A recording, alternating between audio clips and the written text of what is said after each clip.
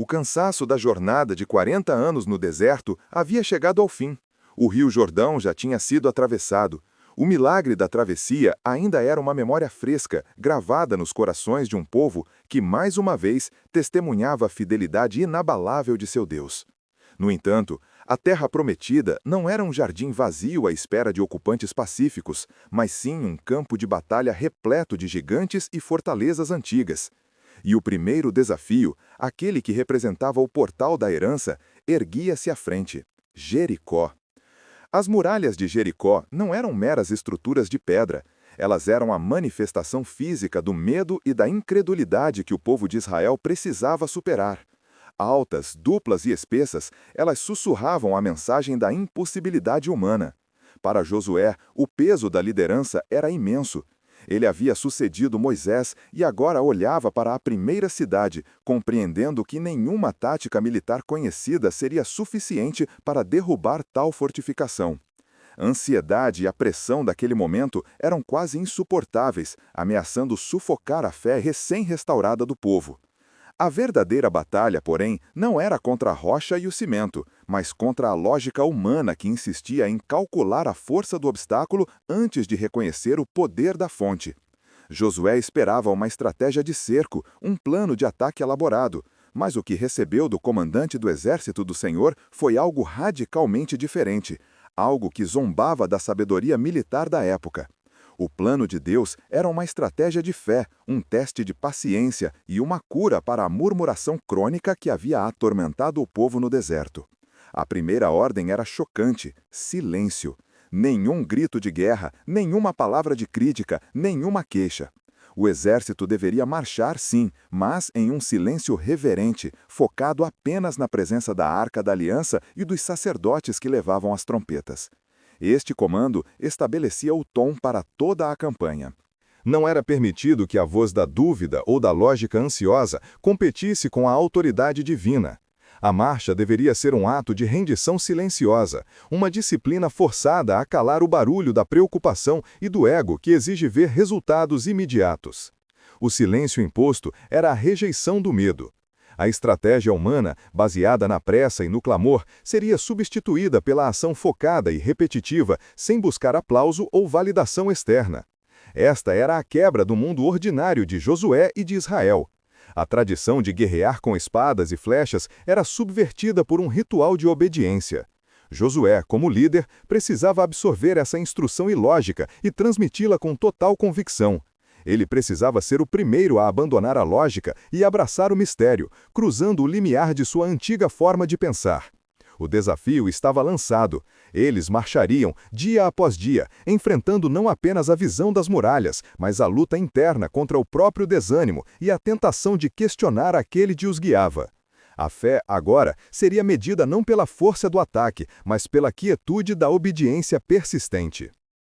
Parte 2. Provações da fé. Os israelitas, ainda que tivessem testemunhado milagres, carregavam a herança da dúvida. A instrução de Josué sobre a marcha silenciosa foi recebida com uma mistura de reverência e ceticismo silencioso. Começaram os primeiros dias da jornada. A cada amanhecer, o exército e os sacerdotes saíam, marchando metodicamente em torno da cidade fortificada. A Arca da Aliança, símbolo da presença de Deus, guiava a procissão, sustentada pelos sacerdotes com os pés firmes, apesar do peso da responsabilidade. A disciplina de marchar uma vez por dia, repetindo o mesmo circuito, transformava-se rapidamente em um teste de resistência espiritual. O inimigo, no alto das muralhas de Jericó, observava a cena com escárnio crescente. Os defensores da cidade riam abertamente, julgando os hebreus como lunáticos. O silêncio dos israelitas era interpretado como fraqueza ou indecisão, e a repetição diária do ritual parecia uma brincadeira inofensiva. Essa zombaria externa amplificava o sussurro interno da dúvida. A mente ansiosa de muitos em Israel clamava por uma mudança de estratégia, por um sinal mais evidente, por resultados imediatos. Josué, como mentor da nação, compreendia que o maior campo de batalha estava na alma do povo. O recusa ao chamado não vinha de uma deserção física, mas da tentação de quebrar o silêncio com murmurações. Ele mantinha o foco inabalável na arca, um lembrete físico do convênio e da promessa. A presença dos sacerdotes, firmes na rotina, servia como a bússola espiritual para a tropa. A cada passo, a nação aprendia que a força não residia no ruído ou na estratégia humana, mas na consistência e na paciência da obediência diária.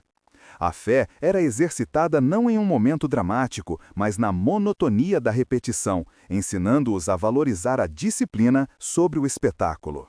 Parte 3. Intervenção divina. Os dias se arrastavam, o segundo, o terceiro, o quarto. A marcha repetitiva sobre o sol implacável desgastava a carne e a paciência. A estratégia de Deus, aos olhos humanos, parecia ineficaz e até ridícula. No entanto, a cada volta completada, Josué e os líderes percebiam uma verdade mais profunda. O foco não estava em derrubar o muro, mas em derrubar as fortalezas mentais da desconfiança dentro de si. A marcha era um ato de limpeza espiritual, purificando a nação da mentalidade do deserto. O cansaço físico da marcha diária transformava-se em uma entrega espiritual. Não havia tempo para discussões, pois o silêncio era a regra. A única ação permitida era avançar. Os israelitas estavam, sem perceber, cruzando o limiar, entrando plenamente em um mundo onde a lógica de Deus transcendia a sua. A consistência da obediência era a intervenção divina em si, agindo no invisível. Enquanto Jericó continuava a zombar de cima, o peso espiritual daquela cidade, o símbolo da oposição à promessa, estava sendo minado em um nível que eles não podiam ver. A repetição era o martelo silencioso, quebrando a pedra da incredulidade e preparando o palco para o milagre, que só poderia vir da intervenção direta do Altíssimo, não do esforço braçal. Parte 4. O teste. O sexto dia amanheceu trazendo consigo uma densa camada de pressão psicológica. O muro permanecia, tão imponente e intacto quanto no primeiro dia. O teste agora era extremo, persistir em um ritual que não demonstrava nenhum resultado aparente. A tentação de quebrar o silêncio, de questionar abertamente a sabedoria de Josué ou a lógica de Deus era quase irresistível. Era o momento de maior vulnerabilidade, à beira do esgotamento emocional e da desistência. Nesse período de intensa provação, a comunhão e a fé dos aliados, os sacerdotes e Josué, tornavam-se o sustentáculo da moral. A força do exército não era medida pela sua capacidade de lutar, mas pela sua habilidade de silenciar a voz do desespero.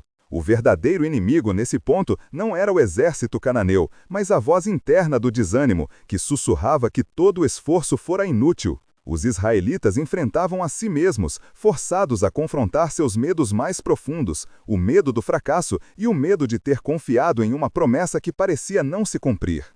No entanto, a disciplina da repetição, o compromisso com a rotina silenciosa, havia construído uma resiliência invisível, um músculo da fé fortalecido pela fidelidade nos pequenos passos. Parte 5. A revelação. A manhã do sétimo dia quebrou a rotina. A instrução mudou dramaticamente, intensificando o processo de obediência. Não seria mais apenas uma volta, mas 7, completadas em um único e longo dia. Essa nova ordem era a preparação final para a crise central, o ordel. A nação, esgotada pela consistência dos 6 dias anteriores, teve que mobilizar uma reserva de força e fé para o esforço adicional. A marcha daquele dia era rápida, urgente e carregada de uma expectativa tensa. A cada volta, a energia espiritual se acumulava. A sétima volta era a aproximação da caverna mais profunda, o ponto de não retorno. O silêncio era mantido, mas agora era um silêncio carregado, não de dúvida, mas de fé contida. No final da sétima volta, o toque prolongado das trombetas dos sacerdotes rompeu o longo silêncio. Era o sinal. Josué deu a ordem final: gritem! O grito que se seguiu não era um clamor de esforço físico, mas a manifestação sonora de uma confiança inabalável, liberada após 6 dias de obediência controlada. Era a voz da autoridade espiritual que havia sido cultivada no silêncio. No momento em que o som da fé atingiu a pedra, o milagre se cumpriu. Os muros, de base a topo, desmoronaram no lugar, não pela força muscular, mas pela perfeita sincronia entre a ordem divina e a obediência humana. O prêmio era a vitória e a confirmação de que a estratégia de Deus é sempre superior.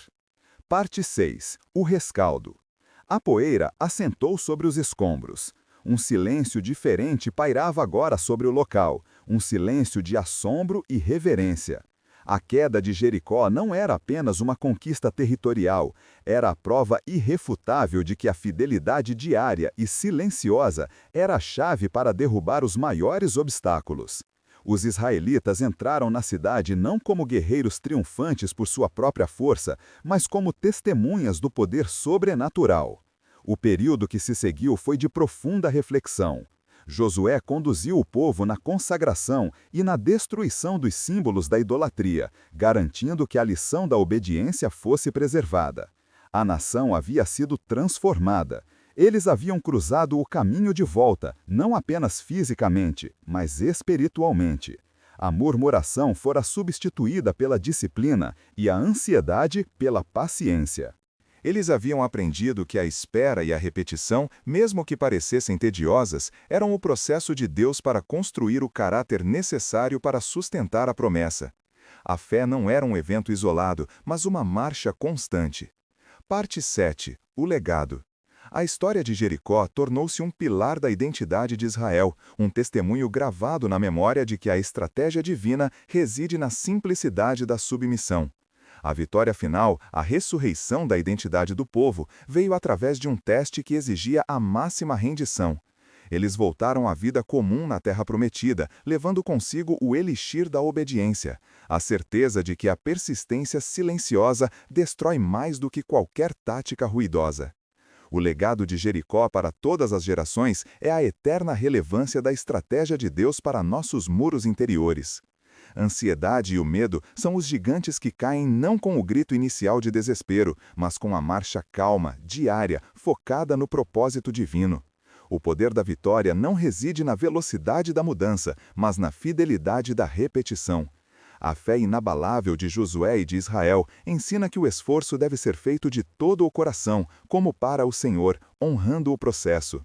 O muro cairá não quando o homem clamar por sua própria força, mas quando a obediência for plenamente cumprida no tempo perfeito daquele que é o derrubador de fortalezas. A persistência na fé garante a vitória. O peso dos dias iniciais não residia apenas na quilometragem percorrida sob o sol da manhã, mas na erosão psíquica causada pela ausência de qualquer indício de progresso. A cada retorno ao acampamento, o confronto era brutal, o esgotamento físico confrontava a muralha intacta, zombeteira em sua permanência. O teste de fé transformou-se em uma batalha contra os próprios sentidos. Era difícil conciliar a promessa de vitória com a realidade palpável das fortificações de Jericó. Além do desafio físico, o escrutínio do inimigo intensificava a aprovação interna. Os guardas cananeus, no alto das torres, trocavam olhares e risos de desdém, observando a procissão estranha e muda. Esse ridículo externo funcionava como um eco amplificado do desânimo que ameaçava se instalar no coração dos israelitas. A tentação da recusa ao chamado não se manifestava como um motim aberto, mas como um sussurro corrosivo de futilidade. Estamos marchando em vão, esta estratégia é insana, devemos abortar antes que o cansaço nos consuma totalmente. Essa luta diária contra a dúvida era o verdadeiro propósito da marcha silenciosa, forçar o povo a confiar não naquilo que viam ou sentiam, mas na autoridade invisível que haviam aceitado seguir. No entanto, o verdadeiro teste residia na capacidade de sustentar a reverência em meio à repetição. Os sacerdotes, carregando a arca da aliança e soprando as trombetas de carneiro, atuavam como âncoras de resolução. Sua presença não era meramente cerimonial, mas uma personificação da sabedoria superior de Deus. Eles eram a única fonte de orientação e a representação constante do mentor divino na jornada. Ao invés de discursos e incentivos verbais, que a lei do silêncio proibia, eles ofereciam o exemplo mudo da fidelidade ritualística.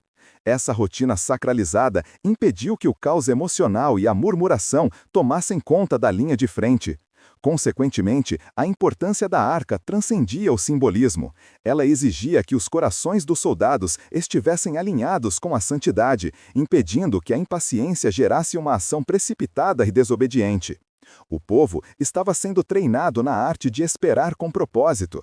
A fé era forjada no fogo lento da incerteza prolongada, onde toda a confiança no armamento ou na própria sagacidade militar era progressivamente queimada. A lição profunda era que o poder divino só se manifestaria plenamente quando o vaso humano estivesse completamente esvaziado de sua autossuficiência. Deste modo, a marcha servia como um processo de desqualificação da lógica humana. Agora, consideremos como isso se aplica quando você enfrenta um obstáculo que não cede à sua força bruta, seja na superação de um trauma emocional ou no desenvolvimento de um propósito de vida. Você pode sentir-se tentado a abandonar a disciplina diária, a oração, a busca por ajuda, o hábito de gratidão, simplesmente porque a mudança não ocorre em um evento dramático. Em contrapartida, a história de Jericó ensina que a cura e o crescimento estão na disciplina da repetição calma. A verdadeira vitória é alcançada quando se rejeita o impulso de resolver com pressa o que só a paciência e a consistência podem desatar.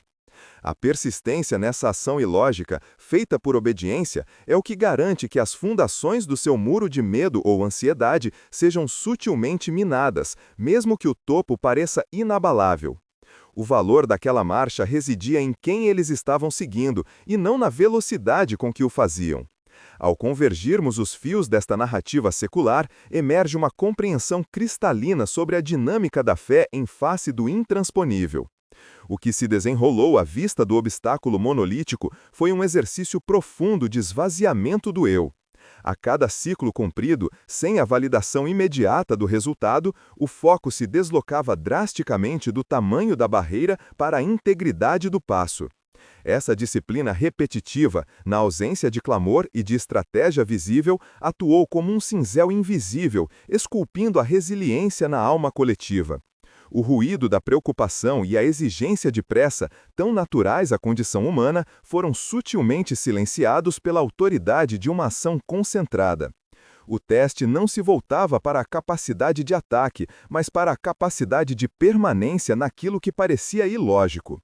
A estratégia revelada desafiava a sabedoria terrena, insistindo em um caminho que ridicularizava a lógica militar da época. Contudo, é justamente neste paradoxo que reside a essência do poder transformador. O obstáculo, em sua magnitude, servia apenas para aferir a profundidade da confiança e a prontidão para abrir mão do controle. Os dias de espera, carregados de escárnio externo e pressão interna, tornaram-se o cadinho onde a crença foi depurada. A verdadeira vitória começou muito antes da última volta, iniciada na aquisição da paciência necessária para honrar o processo. O milagre final não foi um ato isolado de força bruta, mas o ápice inevitável de uma obediência cumulativa.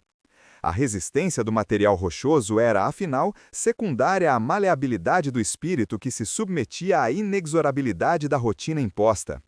O cansaço da repetição não gerou exaustão improdutiva, mas sim a certeza crescente de que um propósito maior estava sendo trabalhado no invisível.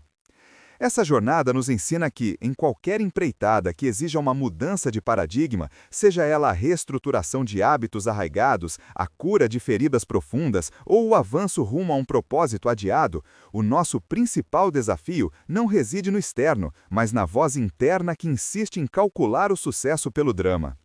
O processo é o próprio destino. A fidelidade em manter o passo, mesmo quando os alicerces do muro parecem firmes e inamovíveis, é o que assegura que o espírito esteja em total alinhamento com a força que derruba fortalezas. Refletindo sobre esta trajetória de constância e perseverança, somos compelidos a interiorizar essa verdade fundamental. Não se trata meramente de um relato histórico de conquista, mas de um mapa perene para o domínio das nossas próprias cidadelas interiores de medo e incredulidade. A fé, neste contexto, revela-se menos como um salto audacioso e mais como uma série ininterrupta de pequenos passos disciplinados. O poder da manifestação reside na total submissão à metodologia divina, mesmo quando ela contradiz o clamor por soluções rápidas e visíveis. Estamos agora no limiar da plena compreensão de que a autoridade para a declaração final de vitória é uma prerrogativa reservada apenas àqueles que primeiro se renderam à jornada silenciosa da obediência.